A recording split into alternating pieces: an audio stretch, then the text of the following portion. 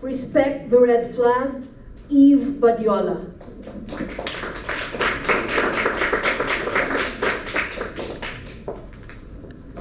Can you guess what my favorite color is? Oh, how did you know?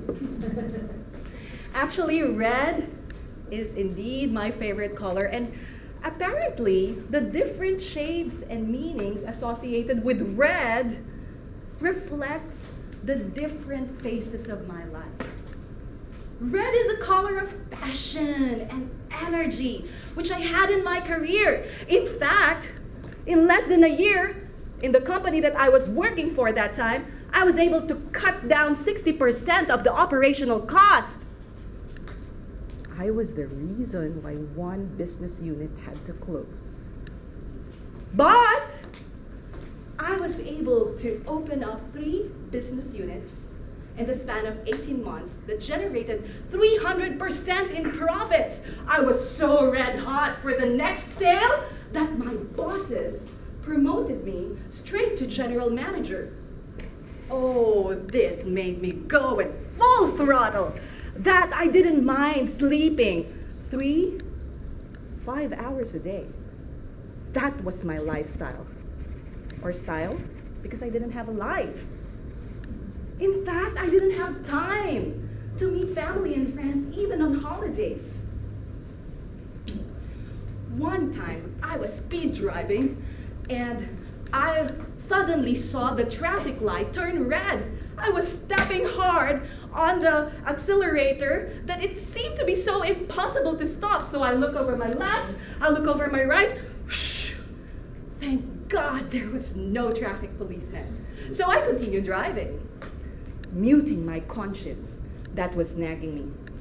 You are guilty of beating the red light. My alter ego answered, no, I'm not. At least no traffic policeman saw me. Then, while I was about to hit the curve, I saw a sign on the corner of my eye that says, no right turn for PUVs. I ignored it. I was turning left anyway. Then suddenly, flag! That same signage hit right smack in the middle of my hood. This was when I learned that something's really wrong with me. Little did I know that this was an early sign of demyelinating disease. Demyelinating disease. According to Mayo Clinic, this is a very rare type of disease that affects and disintegrates the myelin sheath that covers the nerve fibers of the brain, the spine, and the optic nerve. No wonder my peripheral vision faltered. More abnormal things ensued. Excruciating headaches, seizures, and the loss of muscle strength that left me practically bedridden. One morning, I woke up so thirsty, but I was comforted to see my caregiver Joy at the foot of my bed, nearby my table where everything I need was within reach. So I called out, Red. Joy looked at me with a puzzled expression on her face, looked over the table, and then took my red phone and handed it over. So I went like, Red! Now Joy looked over the table again, still with a confused expression on her face, and grabbed my red pen, raised it up, and looked at me. Oh, this got me so irritated. I said, Red, red, red. Finally, Joy handed me a glass of water with a bewildered look on her face. This made me reflect how difficult my situation is. Because apparently, demyelinating disease has affected my brain, and so much so that's the words that I wanted to express are not coming out the way I intended them to.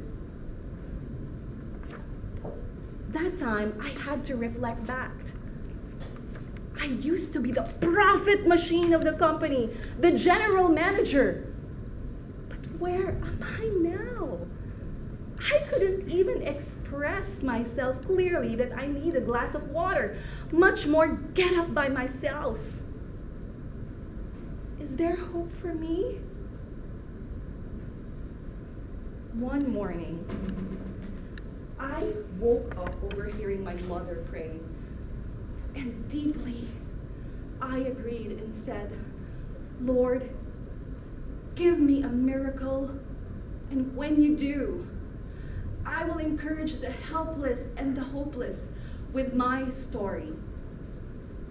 My miracle came the following day.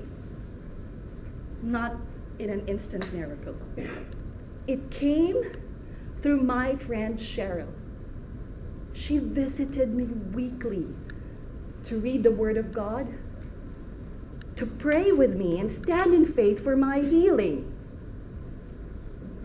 Prayer answered. Evidence.